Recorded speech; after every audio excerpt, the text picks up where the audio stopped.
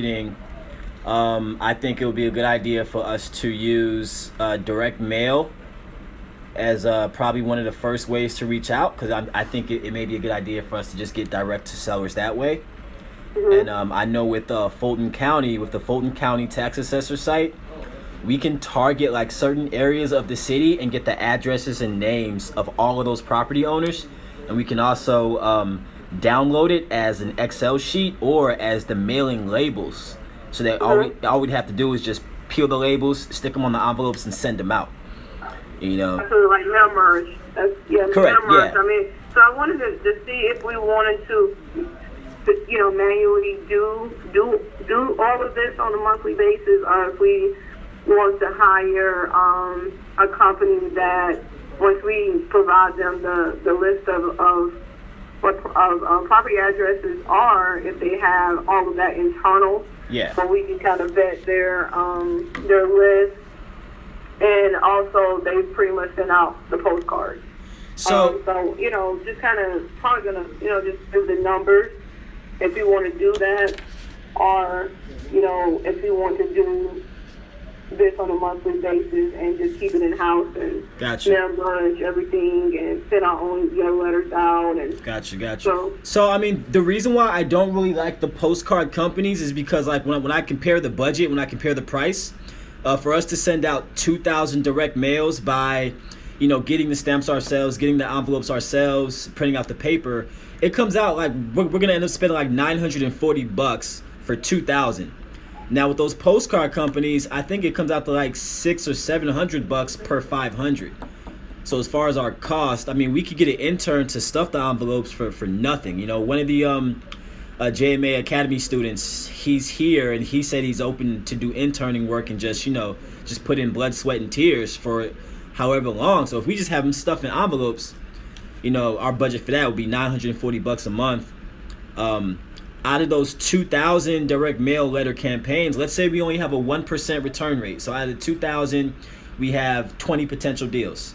If one of those deals goes through, it covers that $940 plus some, and then we can kind of wrap it up next month and kind of grow it at scale that way. Or what do you think? No, I think you're right.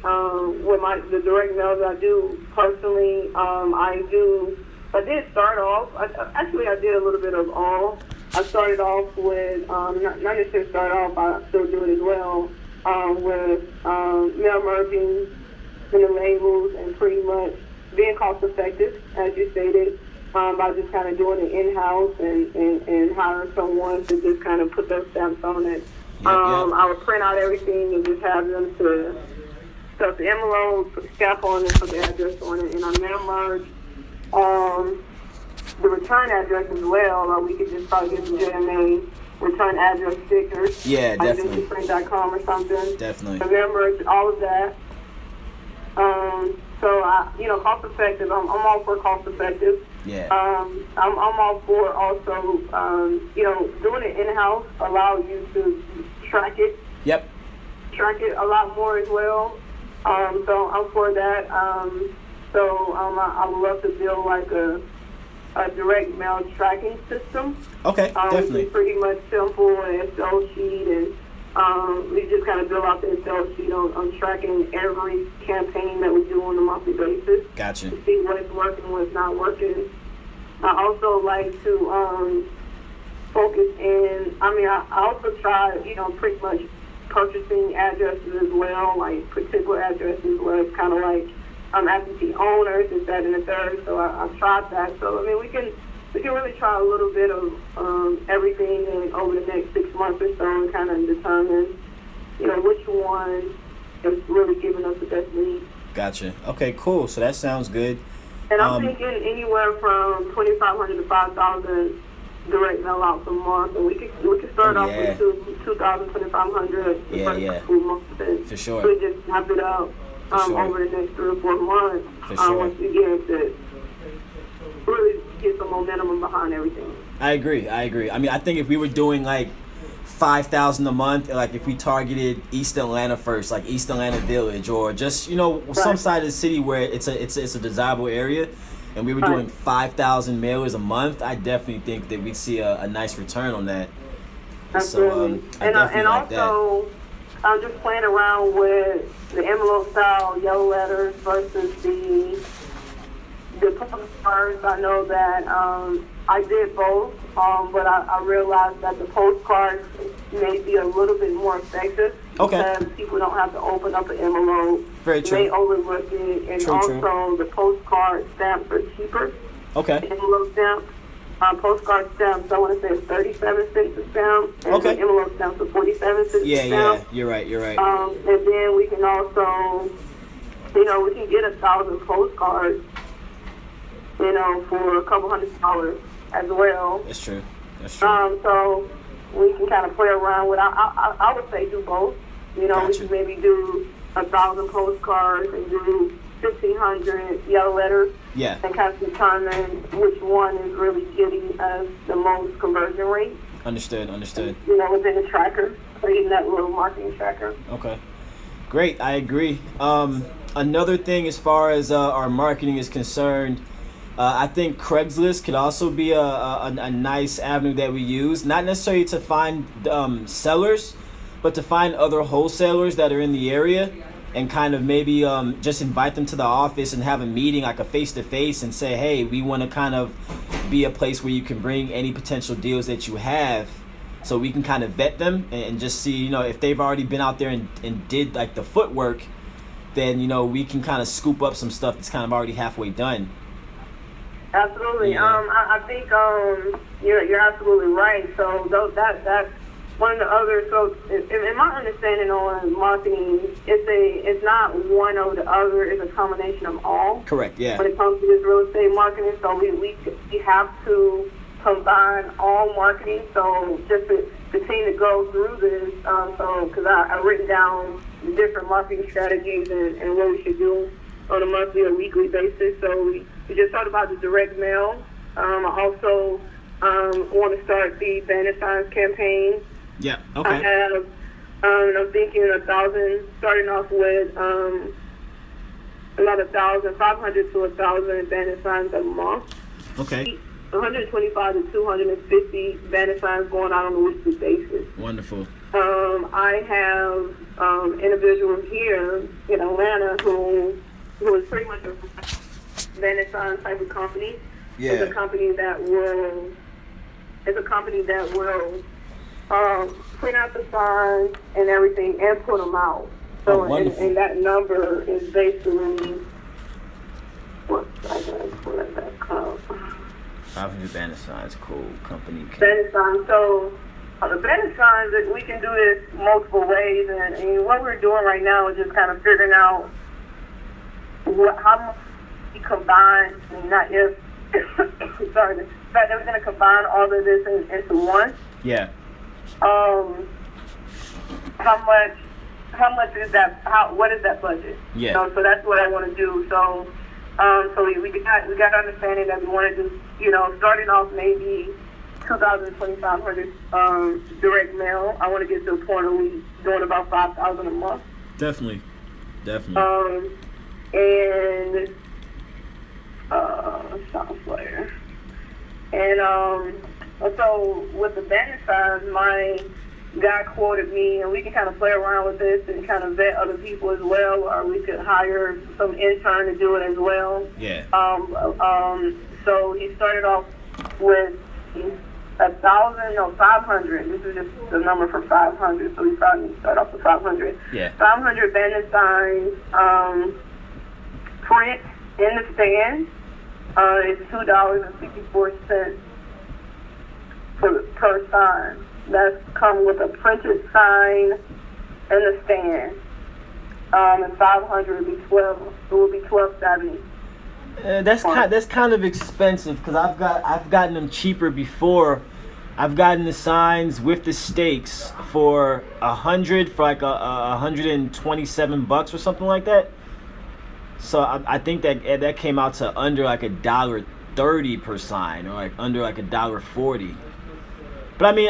What's the and that's exactly Because let's see, and that's the ones that are printed. You had it printed on them both sides. Yeah, I had them printed on both sides. It just said simple. I buy houses cash in any condition, and then it was the signs and the stakes. But I mean, okay, well, there's so many. Let's look into your company. Yeah. Because we can purchase it from a different company, and we can get someone to put them out. Yeah. And so I know he's quoted me between $2 a sign and plus the stand for the blank, and I know they are cheaper, $2.50 for the both sides of the printed. Yeah. So let's see what your company has for 500 to 1,000 signs. Cool. That comes with the stand. Definitely. That comes with the stand as well. They're printed on both sides, or one side or whatever. On both, yeah. Yeah. See what's going on with that. Or we could do 500 without a sign, without a stand, and 500 with a stand, because we can get them to provide a stapler where they can put some of them on a pole or something. We may not need stands for all of them, so it's gonna play around with that number and see what that is for at least 500 to 1,000 signs a month. Gotcha.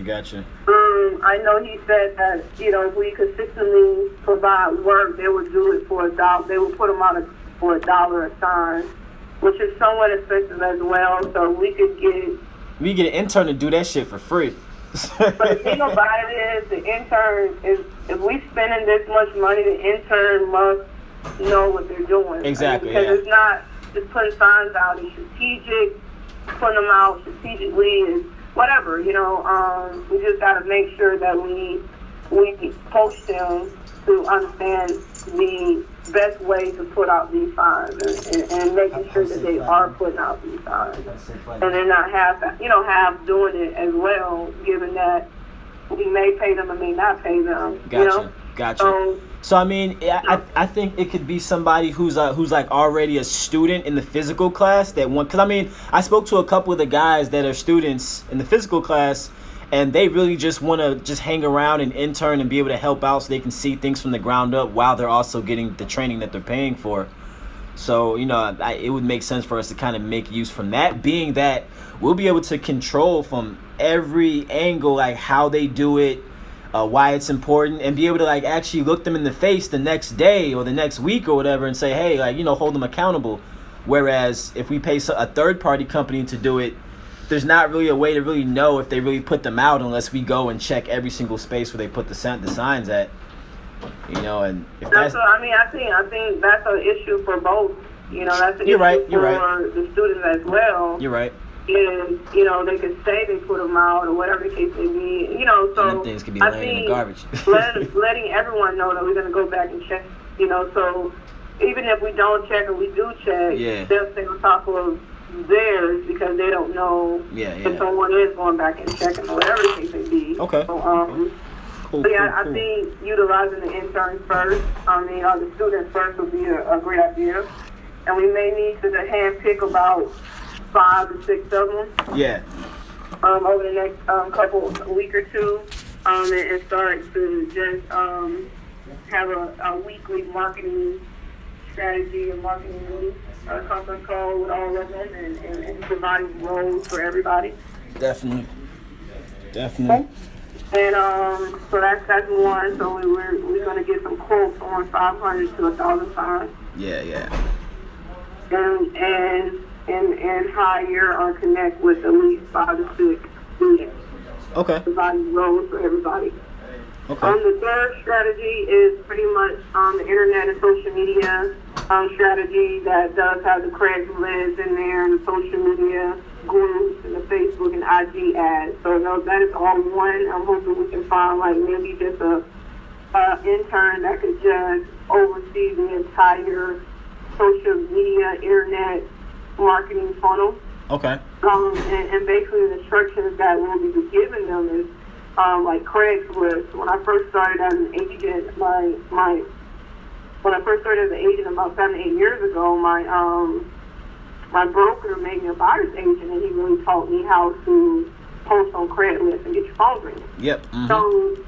So basically with Craigslist, we're gonna have interns to post 3 times a day. Gotcha. We made 2 interns to do this, and each of them will post 3 times a day. Now to put 6 credit risk ads out there on a daily basis. And we'll give them maybe some templates on what to say and how we need them to work.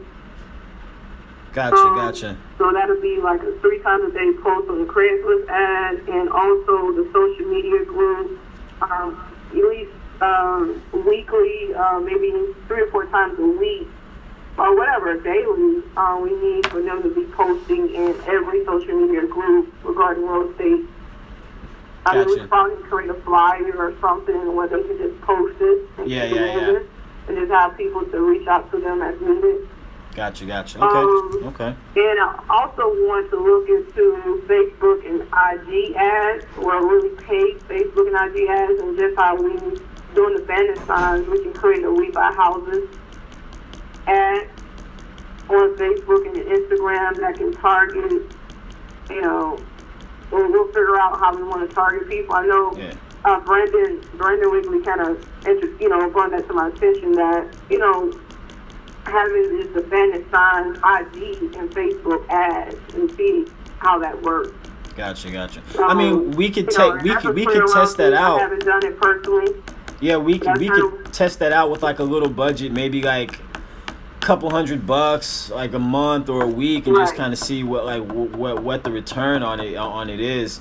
But I think a lot of the connections that we can make, being that Atlanta is kind of like a developing city right now, is just really being in person. So I think any meetups that are going on in the city that are real estate based or that are investor based, it wouldn't be a bad idea to kind of go to a couple of them and build those relationships face to face with other wholesalers. That, hey, if you have any deals, or if you have any investors, or if you come across any leads that you can't take on, send it our way, and kind of just. I mean, honestly, that's pretty much how I have built my network. Yeah. Over the last, decade out here in Atlanta is going to all these, real estate and networking events. And I can understand that does work, but I think what we're trying to do is, I think moving other wholesaler deals, or what we're trying to accomplish, may be a little bit of a headache. And that's because other wholesalers are on a tight schedule. I think focusing on, that can be